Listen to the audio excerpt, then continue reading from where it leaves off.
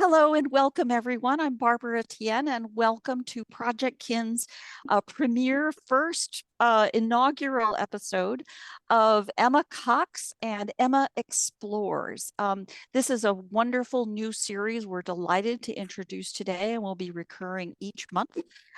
This program will be recorded, as obviously you are watching now in a recording if you're not with me here today, and will be available to all Project Kin members. All you got to do is pop over to projectkin.org and sign up. All we ask is an email address, and you will be on our list to receive all of our recordings as quickly as possible after our programs conclude, along with all of our resources and materials shared.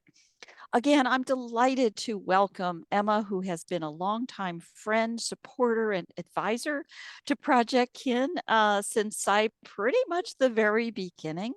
We have been chatting and realized that there was a wonderful opportunity to fit in a new series to really talk about the adventure of exploring one's own genealogy. And as I described in the lead up to this event, it's in some ways a little bit like our Kathy's Corner, in that Kathy Stone is a professional photo organizer turning her talents to her own photo collection. And in this way, Emma is a professional genealogist turning her talents to her own family stories.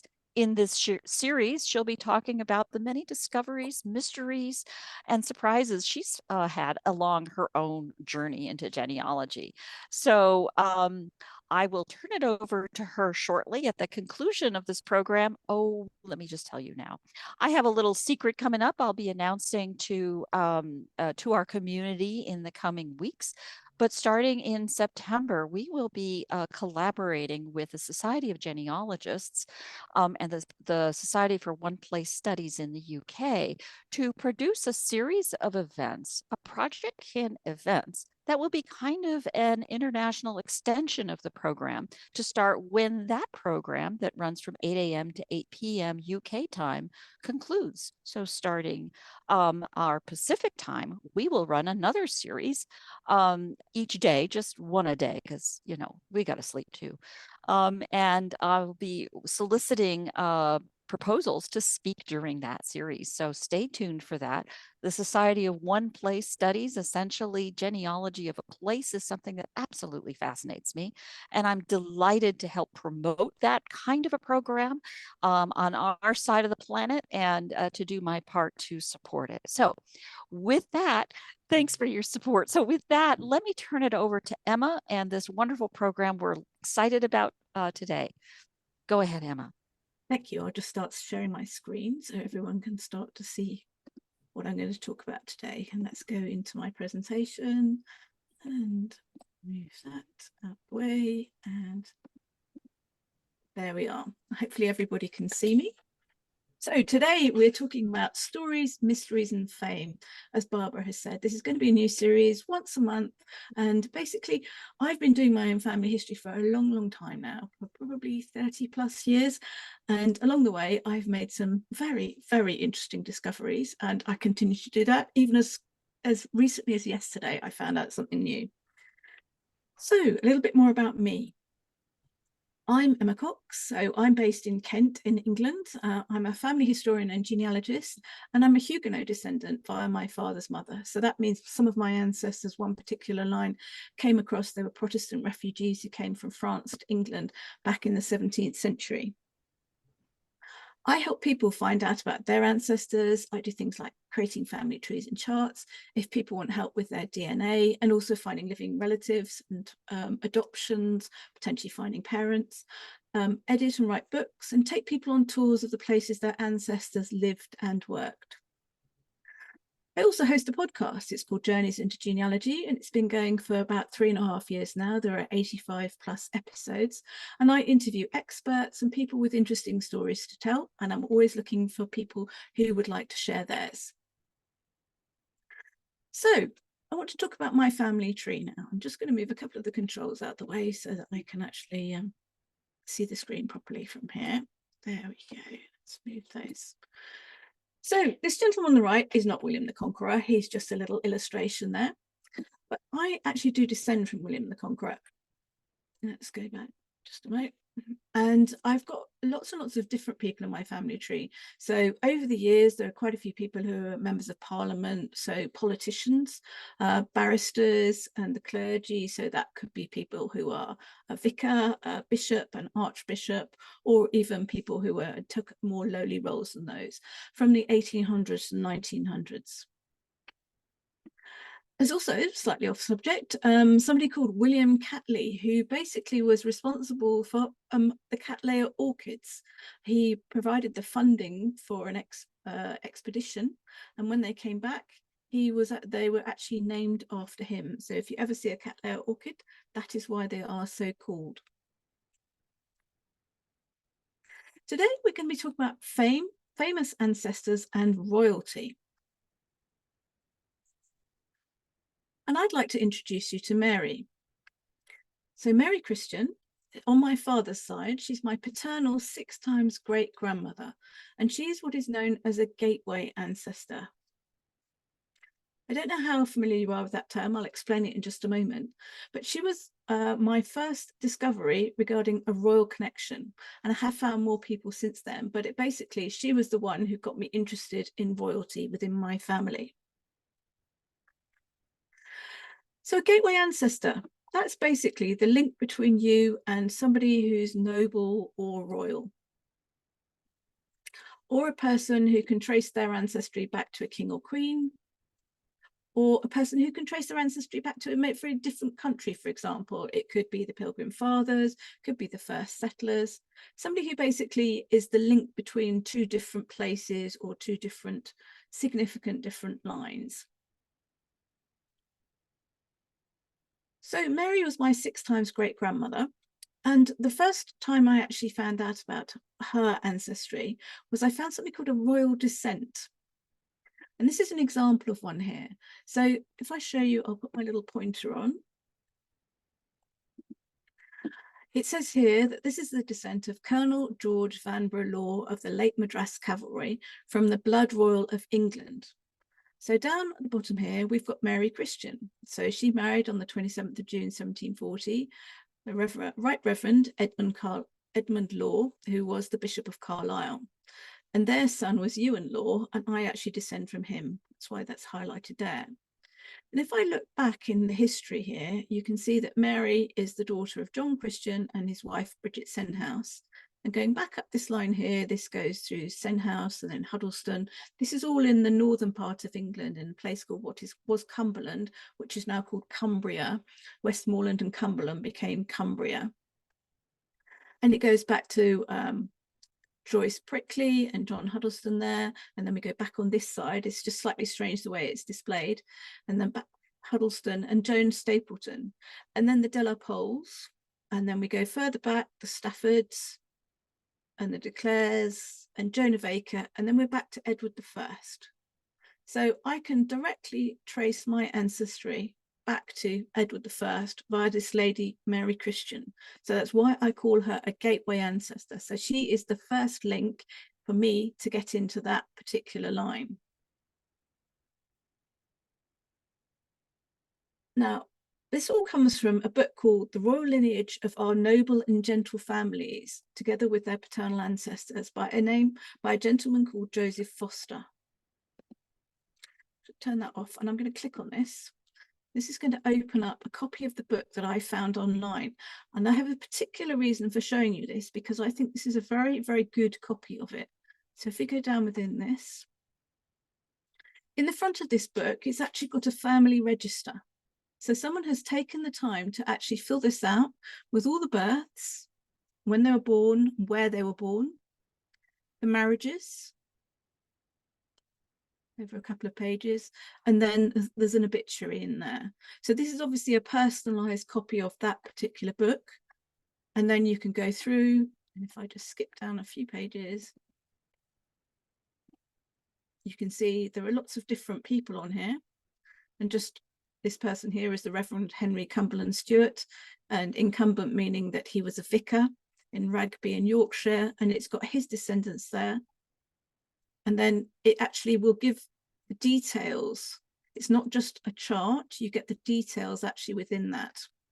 Sometimes you'll get family crests. There's all sorts of different things actually contained within this. And when I looked at this again recently, I found about 5 or 6 different people who all just descend from the same family within it, and that all have probably living ancestors coming off the bottom, or living descendants coming off the bottom. Let's pop that one away for the moment and come back here. Going back to Mary.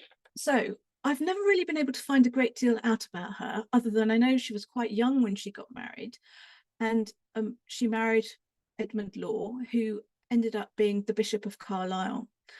However, recently I found this, apologies for the not particularly good picture here, I'm going to show you a better one in a moment, but this is a book that I discovered that she had written, or was written about her, when she got married.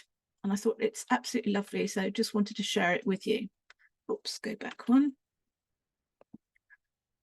So she was 18 when she got married, and he was 37. So there was a considerable age difference. He was a clergyman. He wasn't a bishop at the time. And this book here, let's go down a page at a time and you can see it. Let's get rid of that one. It's beautifully illustrated. So April the 28th, 1740 is the date actually shown within this. And it's actually written in here. You've got love, joy, peace, long suffering, goodness, gentleness, faith, meekness, and temperance. It then will give an actual description of Mary and her character. So Mary Christian was the daughter of John Christian, Esquire, of Unarig Hall in the county of Cumberland, and Bridget, his wife, daughter of Henry Senhouse, Esquire, of Netherhall in the same county.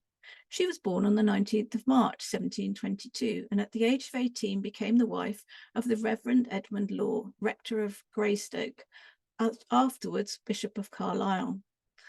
3 out of their numerous family added the lustre of their personal achievements to their honourable name. John, the eldest son, became Bishop of Elphin. Edward was the Lord Chief Justice Ellenborough, and George Henry was made Bishop of Chester and afterwards translated to Bath and Wells. The gentle and exemplary life of Mrs. Law was perfected in a short time, and her death must be considered as early rather than untimely. She died on the 1st of March, 1762. And it talks a little bit more about her and her resolutions. So she made these resolutions on the day of her marriage. And I'm just going to read them out to you. Some rules I resolve to observe through the assistance of the Almighty when I am a wife. I resolve never to contradict my dear husband without it being quite necessary, and then with the greatest good nature I am mistress of. To serve God more sincerely than I have done in the state I am now about to leave, and to lead a life suitable to the blessed calling of my husband. Never to fret or fall into a passion about small matters, but to have always a cheerful heart, knowing my blessings must much exceed any troubles that can possibly befall me, and in all dangers to commit myself to family and an all-wise providence, and then be easy about the event.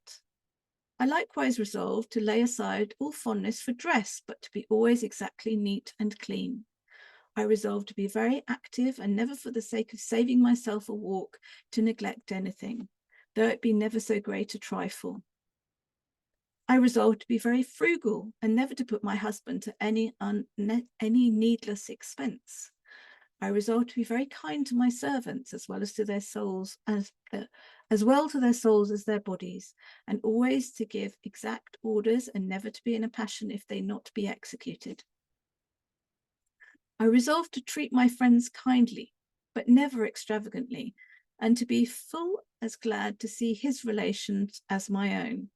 Thus would I live, thus would I die, and when this world I leave, to heaven I'd fly.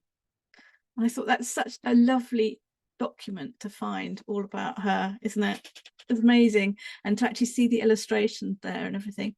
And the only other thing I found about her was a little embroidery, which I think was done by one of her daughters. But from 1740 to actually have a document like that existing is amazing. Right. So I want to go back to royal descents. You saw the one I did earlier on, which was one I found in a printed book. And I thought, well, actually, it would be nice to actually personalize that and make one for us.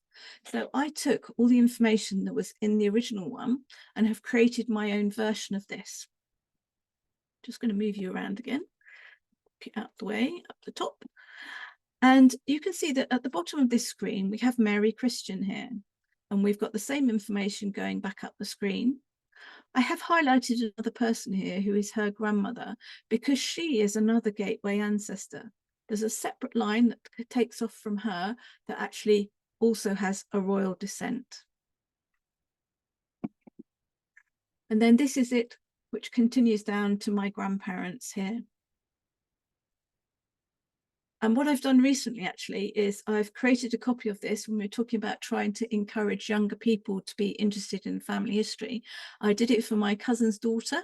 We're going to see them at the weekend, and I've actually printed off a copy of this for her with her parents' name and her at the bottom. And so, because last time we spoke, she was quite excited about that and was wanting to tell her friends about it.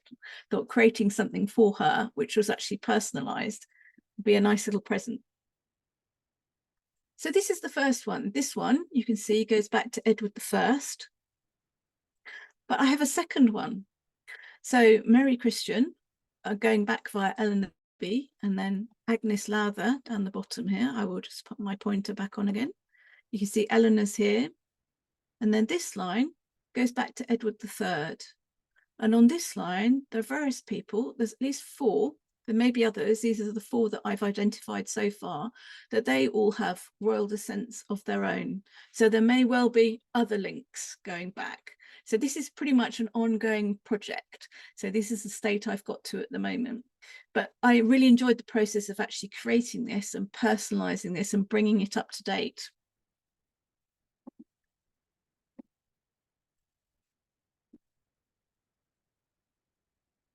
And I made sure at the bottom, for anybody who was looking at it, that there was a little note saying there what it actually meant and where people were.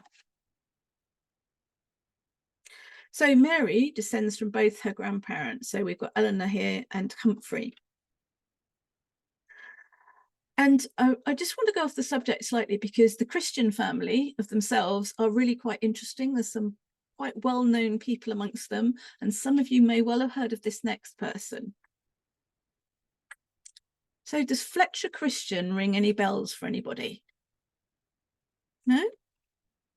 Have you heard of Mutiny on the Bounty? Yeah, Mutiny on the Bounty. Mutiny on the Bounty. So Fletcher Christian. I have to say, when I was growing up, there was a film called Mutiny on the Bounty with Mel Gibson, who played Fletcher Christian, and he looked very good in that. And I never realized that Fletcher Christian was a relative. And I managed to actually find this book. So Captain Bligh and Mr. Christian, The Men and the Mutiny, by Richard Hoff. And in it, there's an actual description of Fletcher himself. He was 21 years old when he first met William Bligh, 5'8" tall, dark-haired, handsome and cheerful, strong and well-built, and slightly bow-legged, according to Bligh's own description of him. And even on this one, on the right-hand side of the screen here, it shows some more information about the family. So it says at the time of Fletcher's birth, they were connected by marriage to the other prominent Manx Cumberland families, such as the Senhouses, Curwins and Dixons. And the Christians themselves actually came from the Isle of Man. And I was really fortunate, because within this book was this, a complete family tree for the Christian family. And it's like, I had no idea when I first opened it up. So on here, we've got Mary, who we just talked about, with the royal blood royal, and then Fletcher. So Mary is Fletcher's aunt. So he is my, if I try and get this right, he's my 7th cousin, or first cousin. I can't remember. I'm not 100% on that, but he is a direct relative of mine here. And we can actually see Mary's parents on the right here, John. And then this is the Christian family, and they were of the Isle of Man and Ewanrig in Cumberland. And these people, several of them were what they call deemsters. And a deemster, I never knew this before I started researching them, is a judge. So they were the ones who provided the law on the Isle of Man for the time for several generations going back here. This is 1422 all the way down to 1745. They were involved in ruling the Isle of Man. So this was a delight to actually find this within this book. So secondhand books are amazing. You never know what you're actually going to find within them. So if there's something that covers a county you're interested in, or a topic, or a name, or something like that, it's always worthwhile having a look and just seeing what's contained within it. And another person on this family line is a name of a man by the name of Ewan Christian, who lived between 1814 and 1895. And he was an architect. And there's a famous gallery in London called the National Portrait Gallery, and he designed that. It's actually recently been redesigned, part of it, and reopened, and a lot of churches. And when I say a lot of churches, I do mean a lot of churches. He was vice president and then president of the Royal Institute of British Architects, architect to the ecclesiastical commissioners who looked after all the churches, and consulting architect to the charity commissioners. He did 90 new churches and 1,300 restorations, alterations, and additions. It's just absolutely amazing how many he did. And I didn't know this until I started looking at this recently. This is one of the churches that is near to me. So it's called St. James's Church in Tunbridge Wells in Kent. And a family friend is one of the current church wardens. So there's these lovely little links when you start going around, and oh, amazing. So that's Ewan. Now, I wanted to include this one here because this is slightly different. So I know that quite a few people listening to this are going to be in America. So I wanted to put something in here that was more relevant to you. So this is a royal descent for somebody done a few generations ago. But this goes back, and this is very significant because of this name here, Harlakenden. I don't know if anybody's come across the name Harlakenden in their family tree. This was for a Canadian client of mine, and he descends from these Harlakendens, and they were significant because they were one of the first people who came across, and they weren't, I don't know if they were the part of the Pilgrim Fathers, but they were around about the same time. And as you can see on this tree, this can go straight back, and this goes further back than Edward I and Edward III, who are here, and goes straight back to Alfred the Great. So if you can connect into these people in your tree, you've definitely got royal ancestry yourself. So that's something that's worth actually investigating for any American people watching this.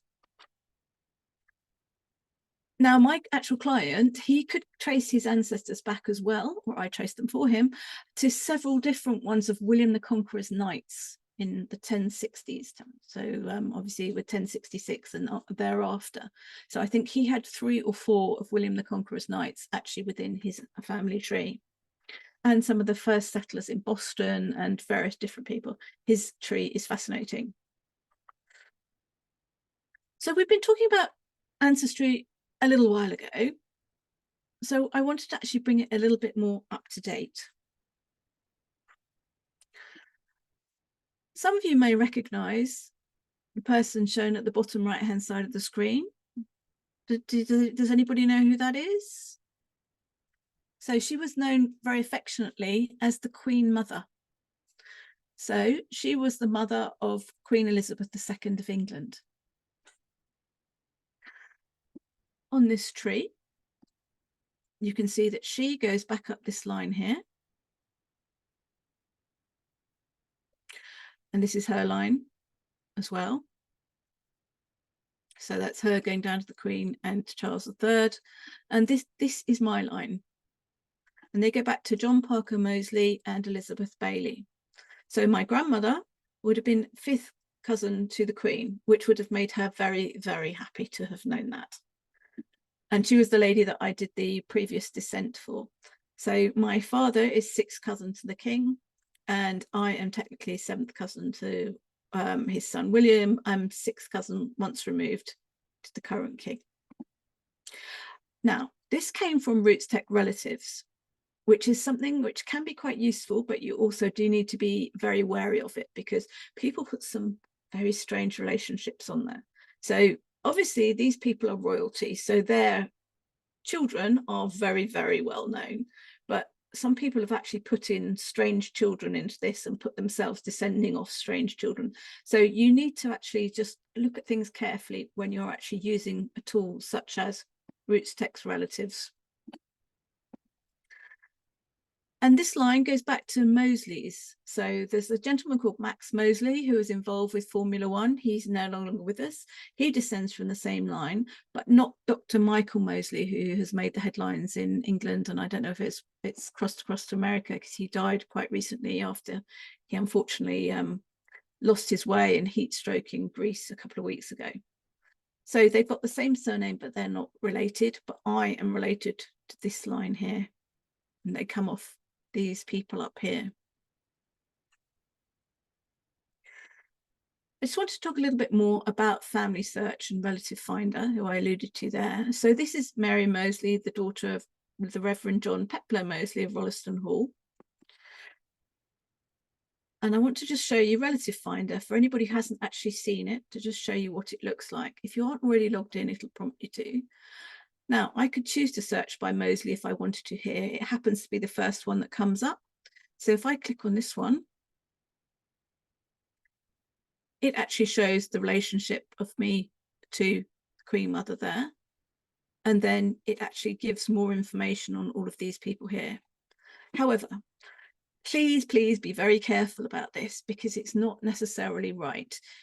Have a look at this as a way of finding out information and places to explore further, and check that things are correct, because I found information on here that looks almost too good to be true sometimes, and then you look at it and you think, not sure, and some of it I'm still trying to work my way through. But it's quite a good way of doing this. And what you can also do is you can download a PDF of this here, which gives you a slightly squashed view, but it's something that you can actually keep, and then you can refer to it. And one of the things I liked on here as well is it tells you how it goes back. So this goes from father to mother, father, mother, father, and then you can see father, mother, mother, father, mother, mother, father, father. So you can see how the name changes as it goes back across the generations. And that's just a picture of that one there. So I was talking to Barbara before doing this and working out the topics to talk about, and I said that I had found quite a few famous relatives and people, and I've started to actually trying to go through them and work out how they're related to me and how they're related to each other. So what I've done is I've put together this spreadsheet, and I'll show you a little bit more about that in a moment, but just to explain a little bit about it. So I've put people's names in there, and then how they're related to me from the information that I found so far. MRCA is most recent common ancestor, so that is where we join up, however many generations back it is. And then the family lines that people come down, so the surnames of the family lines and when it changes to a different surname. And I found this is a really useful way of trying to keep track of things. So I can see that Buster Keaton comes off 2 different lines here. And this is going Catley, Handyside, Baird, then Bannatyne and Ramsey. And then the second one, which is a slightly more distant relationship, that's a 13th cousin, is Von Blom, Fitzgerald, Martin and Thomas. Now I have done quite a lot of exploration of those 3 and a bit of that one. And I know those 2 and a bit of that one, and I don't know very much about those 2. So one of the things about having this is it's actually helping me take my own lines back further if the information is correct. And I've got a space here to actually add notes within it. Actually, I'm going to go back to that one, and I'm just going to actually show you it.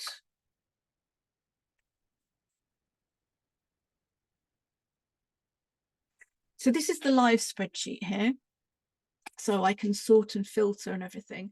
And what I found interesting was then you can actually see who comes down the same line. So you can see here we've got Carrie Fisher and Rosa Parks, Theodore Roosevelt, and all apparently descending from the same group of people.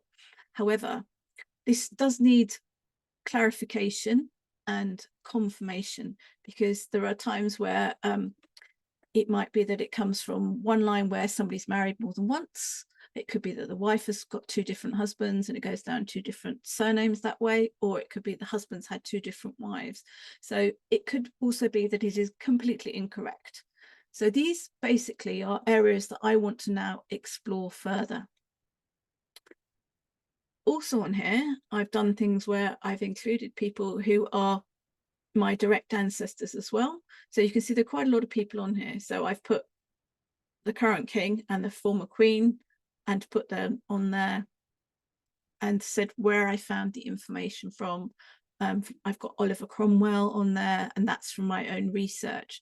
So this is a useful place to keep everything, and then to write notes as to what I found and to actually prove, or in some cases I may well disprove some of these, because some of them are not 100% right. And also when you use things like family search, you do have the opportunity to then go in and actually make changes if you want to. So some of the different tools and websites that I've used include Family Search, as I mentioned, and RootsTech Relatives. I don't know if anybody attended RootsTech earlier on this year. I know Barbara did various talks about RootsTech, and they have the opportunity for you to actually connect with relatives whilst it's on. So it's only whilst it's on, or a bit before and a little bit after, and they will tell you how they think you're related. But do, as I say, check things out just to make sure that things do look correct. Relative Finder, as I said, that's based on the same information as Family Search, so the same caveats apply with that one. The Peerage, I don't know if anybody has come across a site called the Peerage. I'll just start that one up and you can see what it's like. So on here, you can actually go in and you can search for a surname. So if I search on here for Mosley,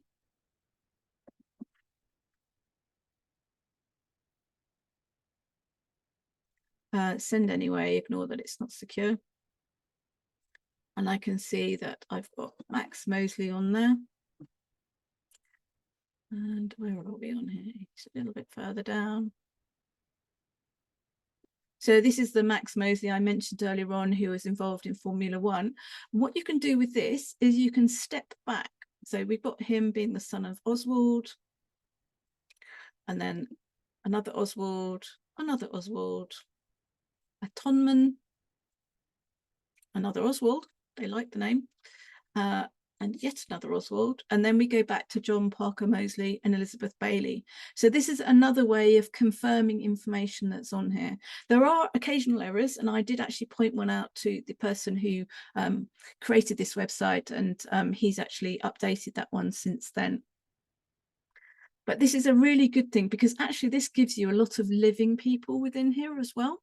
So you can actually find out a lot of information about people's children. The Internet Archive. So the Internet Archive can be a great resource for websites that don't exist any longer if somebody has actually taken a copy of them. So for example, some people might not keep a family history website anymore, but they might have saved it to the Internet Archive, or someone else might have done that. So it's always worthwhile having a look on there and just seeing what's actually available. Now, the British Newspaper Archive, that's a paid website. So what you can do is go in there and actually have a look for any mentions of your relatives or potential relatives. I don't know if people are familiar with that. If they aren't, I will just show you what it looks like. So let's just sign in. And if I look up Max Mosley, it's just using as an example. So he was at age 39, a student. He was fined for obstructing a policeman in the execution of his duty. But within this, you can also search for family notices. So this will actually give you things where people are actually births, marriages, and deaths.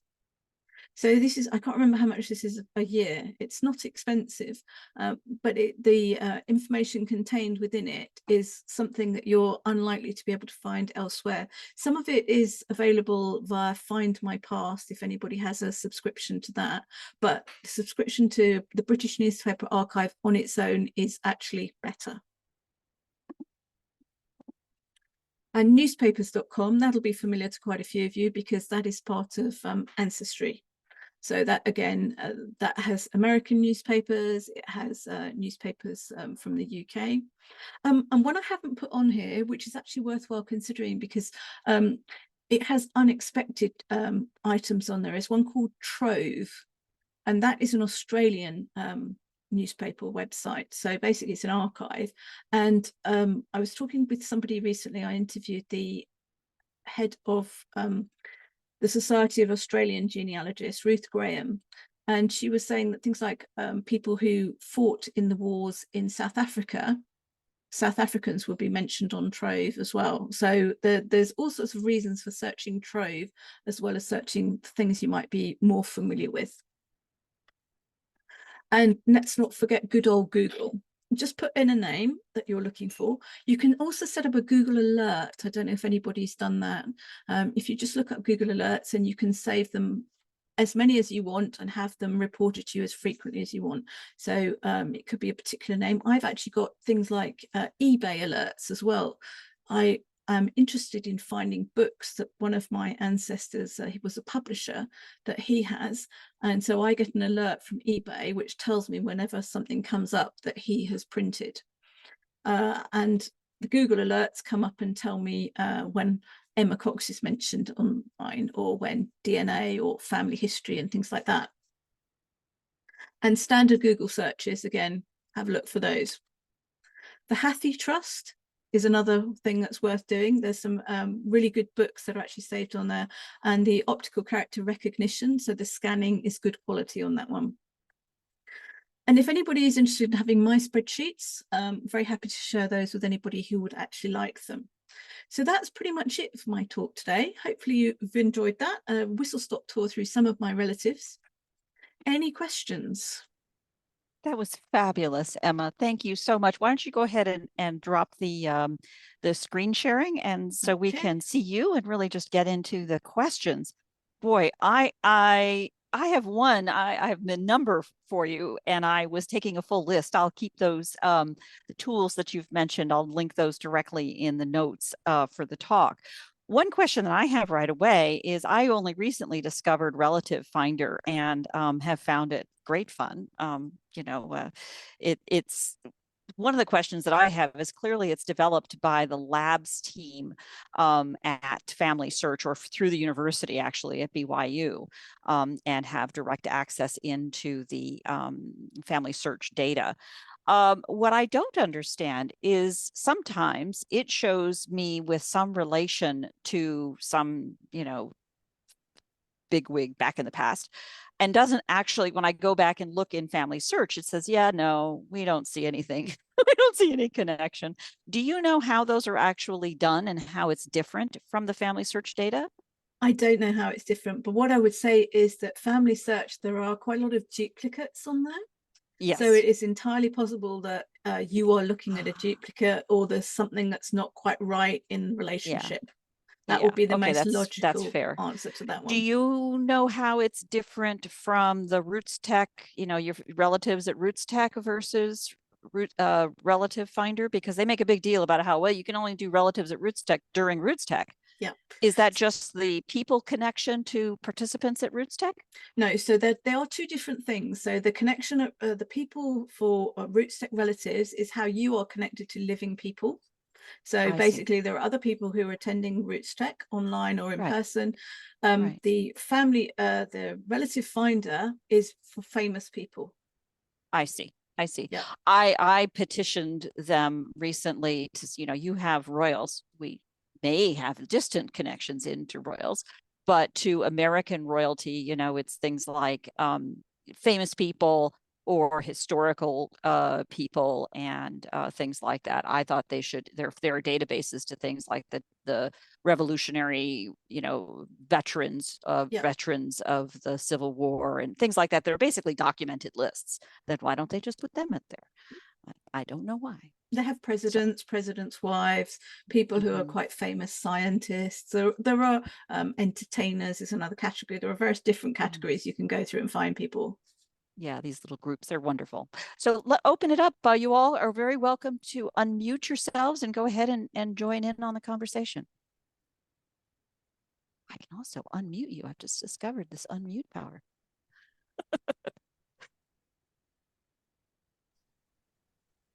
Go ahead, Linda.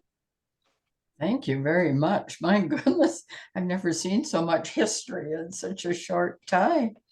And I'll have to look better to find out, I guess, that what's back there in England. I don't think you have any royalty, but you never know, I guess.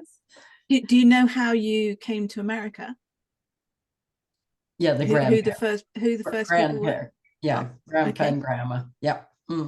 At the beginning of this, I think he came in 1913, and he worked for a couple of years, and then he went back and married my grandmother in Kent. And I've heard of Tunbridge Wells a lot, so they must lived around there somewhere. So I'll have to get working on this, I guess. Yeah. Good luck. Yep. Thank you. Jude, did you have a comment? No, just a fabulous talk, Emma. Just, I put in the chat so many wow moments. My goodness me. Well, it's like, think what it's like for me as well. They're actually my relatives, and I go, really? And it's like, okay, and sort of some of it you think, is that too good to be true? And so you want to actually, because some of the things with relative finder, I'm thinking, yeah, that's really good, I'm related to all these people, and I think maybe I'm not. So but it's an opportunity to do more. And the really good thing I like about doing relative finder is, as I said, is going back further in my own lines, so I can, it's put me back 4 or 5 generations in some of them, which I wouldn't have had that information otherwise. But I think it's a testament to your rigorous research. It really is. Thank you. You mentioned, I love that Mary's statement, her testimony before marriage. That was amazing. so charming.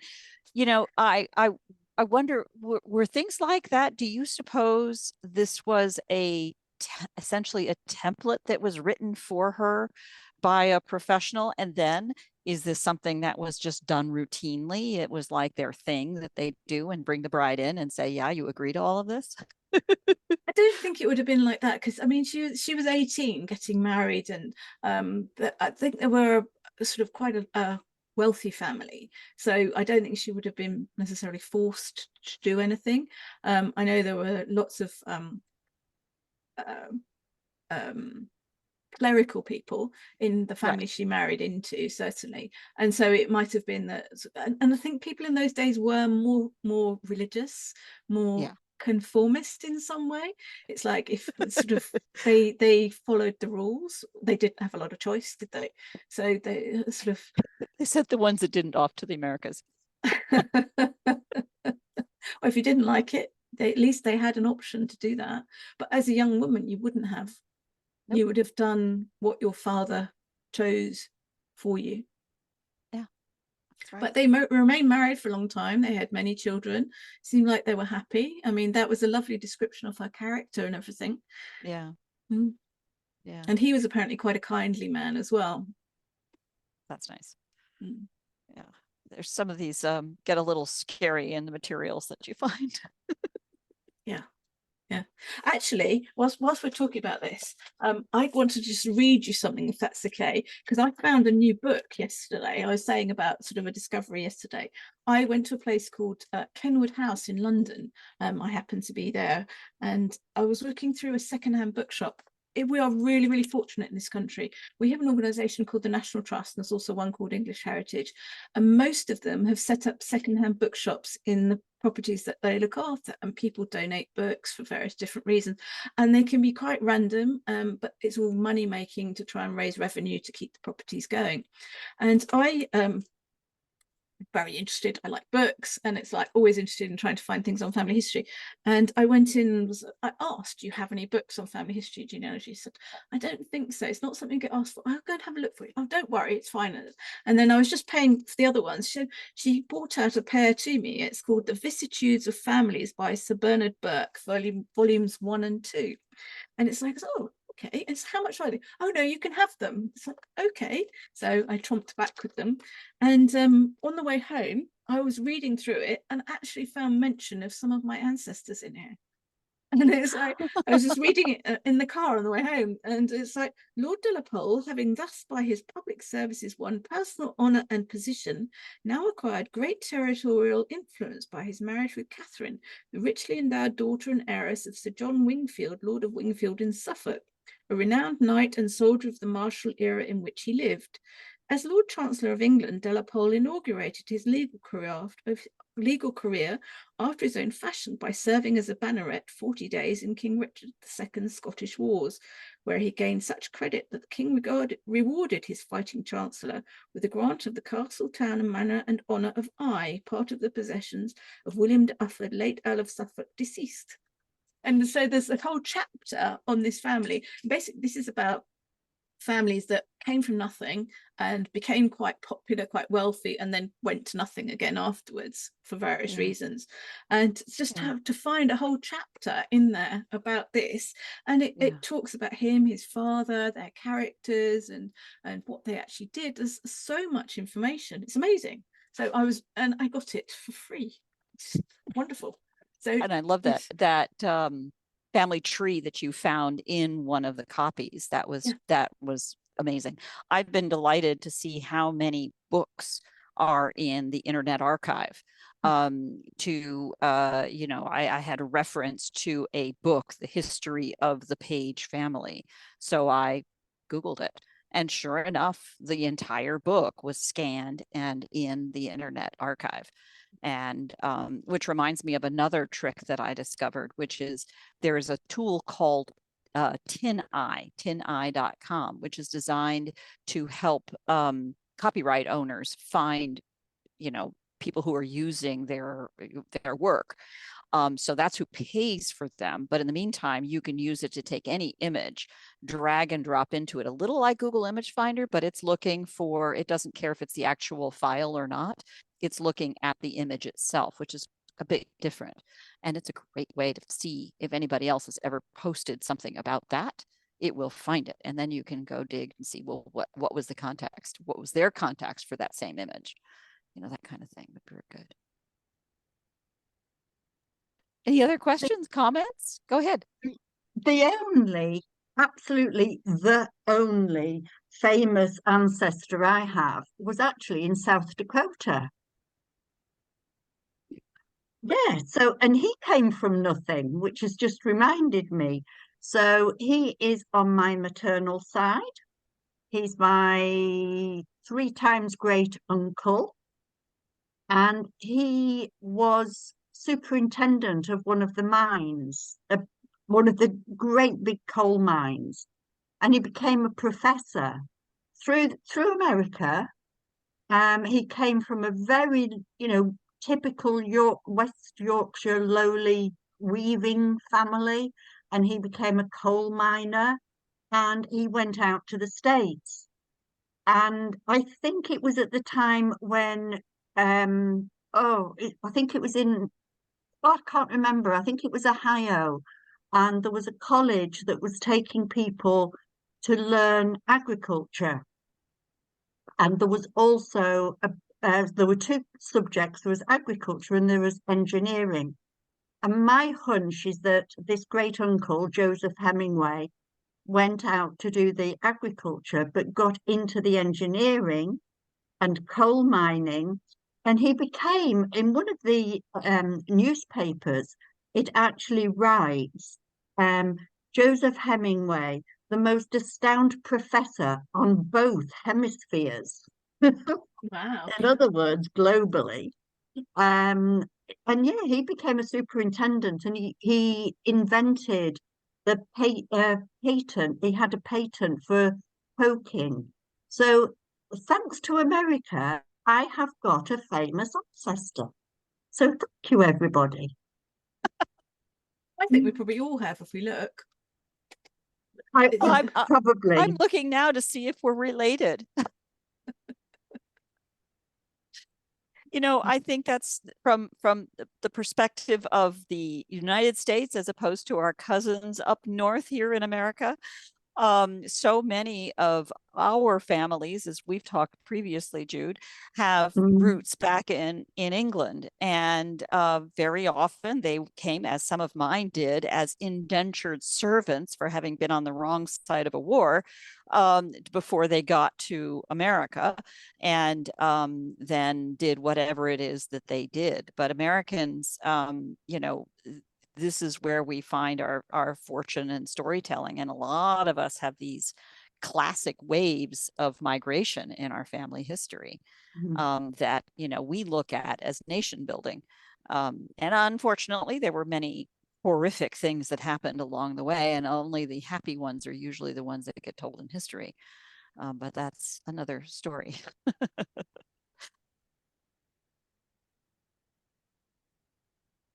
Any other I'm gonna, questions? I may sneak out there and unmute you all at once. Any other? You have something you're dying to ask.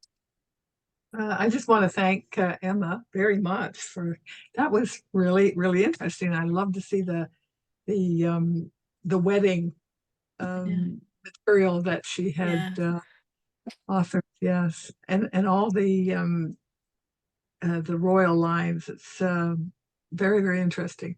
One of our daughters right now, she has published a book about one of my husband's ancestors, and she's done a lot of research. The book, it's got a lot of pictures and that it's almost, well, it's 300 and some pages. And so in September, she and our son-in-law and my husband and I, and probably one of the grandkids will go off to Boston, because so many both my husband and I, on our dad's side, our families came to North America in the early 1600s. So we have a lot of roots there, and being able to pinpoint cemeteries and that on the way that we'll visit, and with stones still there from the 1700s and stuff. Yeah. Anyway, I'm really into family history, obviously. And That's have a look, fabulous, Roberta. and have a look and see Pardon if me? there are any. Have a look and see if there are any Harlequindans. You never know if that's one of your ancestors. Yeah, one of my husbands was on the Mayflower. He's documented. He fell off. He was just 17 and fell off, but was rescued on the way over. And so there's quite a bit of documentation about him too. Yeah. A gateway ancestor. Yeah, Yes. indeed. And Mayflowers is one of the groups in Relative Finder. Roberta, we may be related, because I also have a relative that fell off the boat and got rescued. And it could be the same guy. I can't remember the name off the top of my head, but Harlequindon, I just found as a fourth cousin 8 times removed, Richard Harlequindon, in my family, as a matter of fact, because you mentioned it. So I looked it up. Excellent. It's oops, that was the Relative Finder. It's good stuff. And in fact, here in the United States, this formerly known as the Revolutionaries, we have an anniversary coming up in 2026, would be the 250th anniversary of the signing of our Declaration of Independence, with all due respect. And it's a good opportunity for Americans to get excited about what our connections were at that time, because in fact, there's a lot of the roots and the names, once you get into it, just as you demonstrated in following the tree, have so many different connections to be able to go back out there and really understand what it all means, and how that falls into your projects as you go forward. One of the groups within Relative Finder is the signatories. Yeah, I know. Mm. Yeah, that's a real fun one too. That's right. Like I said, they should have all the Revolutionary War veterans, because they know who they are. At least, yeah, they're still unearthing more. As a matter of fact, they're going in and unearthing more of the African Americans who participated in the Revolutionary War and were active in that era as well, and getting them in there as well, which is good. Again, coming off of our Juneteenth celebrations yesterday. Oh yeah. Yeah. Well, one of my great great grandfathers was a captain in the Revolutionary War. So he was on that side. And then his son ended up coming up to Canada. So I'm in Toronto, actually. Ah, I'm the line that from the line that came up to, but many of the relatives that stayed, they went back and forth all the time. yeah, yeah, Yeah. indeed, indeed. We are all cousins. How about that? I think if you go far enough back, we're probably all related anyhow, aren't we? Absolutely. Well, with that, I'm going to go ahead and wrap this as the conclusion of our first of this wonderful new series. Emma Explores, as we will be diving in, because at the end of the day, if you're doing family history and genealogy projects, there is some family history and genealogy as underlying it all, and discovering the joy of that research is really at the core of it. And I want to thank you so much, Emma, for this entire series, and of course for today's wonderful kickoff. My Thank you so pleasure. much. I think everyone joins me in that. I am going to end the recording, but all of you are very welcome Just to before stay you to go, I was just going to give a teaser for the next one. Yes, please. So Brick Walls is going to be the next one. Brick Walls and Mysteries Excellent. on the 18th of July. 18th of July, a fabulous day. We will all be here with bells on. And again, I'm going to end the recording so it can start cooking, and we can stay for an after party. Here we go.